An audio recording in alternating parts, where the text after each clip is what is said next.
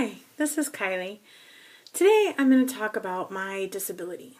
It occurred to me that a lot of people don't actually know what happened, and there are probably a lot of people who could really use some of the ever so awesome life lessons that I'm learning while I learn to deal with this. So here's the story.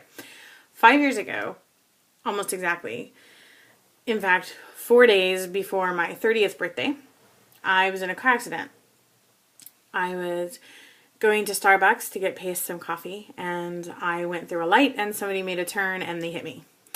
I saw them coming, so I'm holding the steering wheel and I went like this to get out of the way, and then we impacted. And that car accident destroyed my wrist and my shoulder.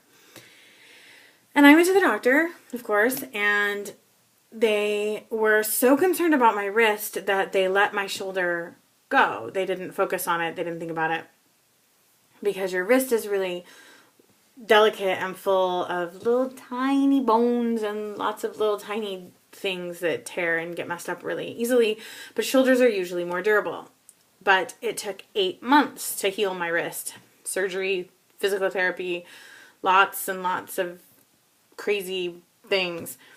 And by the time my wrist was better, my shoulder was permanently injured. I didn't think anything of that. I mean, it sucks, but it wasn't debilitating. But it come to find out, after 5 years of constantly compensating for weakness and injury and pain, has torqued my collarbone and this shoulder. And now the pain and the damage is all across my shoulders and down into both arms and in both wrists. Ta-da! So, I have, of course, been back to the doctor, and the diagnosis is grim. There's not a whole lot that can be done. And so, I am facing a major disability for the rest of my life. My hands and my arms don't work. I can't hold heavy things. I can't do fine motor skills. I hurt if I type or do things that I know I'm not supposed to do. Not that I ever do that. So here's the thing. I am story stuck. I've been saying that a lot lately, and here's what it means. Story stuck. I am stuck in the story of being okay. Of there being nothing wrong with me, of my shoulders being totally fine, my hands being totally fine, and I can just keep on tra-la-la the way things were, and nothing is wrong, and everything's fine. But that's wrong. That's wrong. It's not true. I am hurting all the time, and I'm being an asshole. I'm being an asshole to myself. I am pushing myself to try to keep doing things the way that I'm used to because it's safe and it's comfortable and it's familiar. And I am stuck in this story of everything's fine, and all it's doing is making everything worse. So, it's time for some acceptance.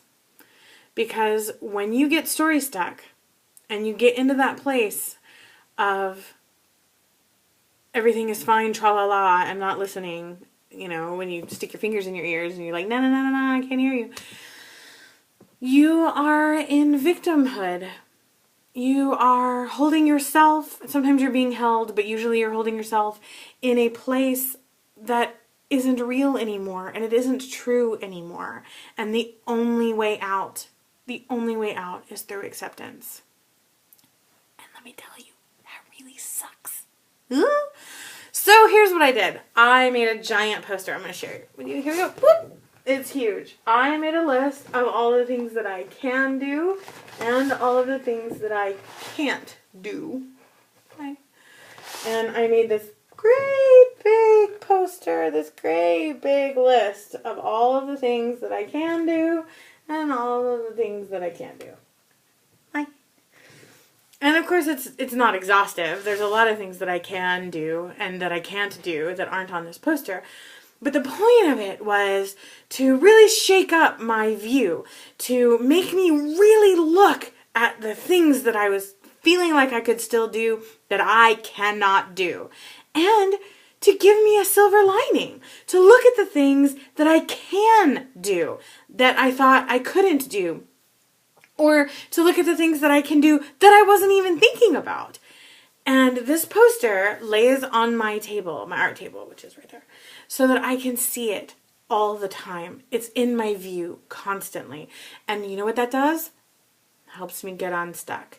It helps loosen those bonds that I have wrapped around myself to keep me stuck in the old story. It brings me acceptance a little bit at a time. So, when you are feeling that stuck and that resistance and that everything's fine, tra-la-la, but it isn't really fine anymore, your only way out is acceptance. You have to accept the real story. You have to move forward. You have to open your heart. You have to cry a whole lot.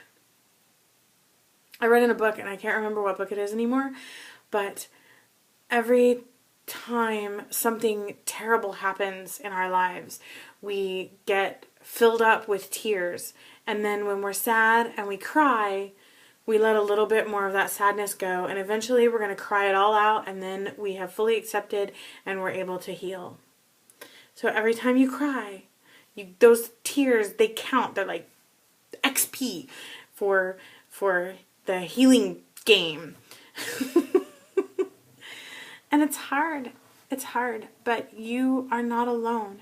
You are surrounded by people who love you and who want to help you and who want to help you find acceptance and who want to remind you of your silver linings.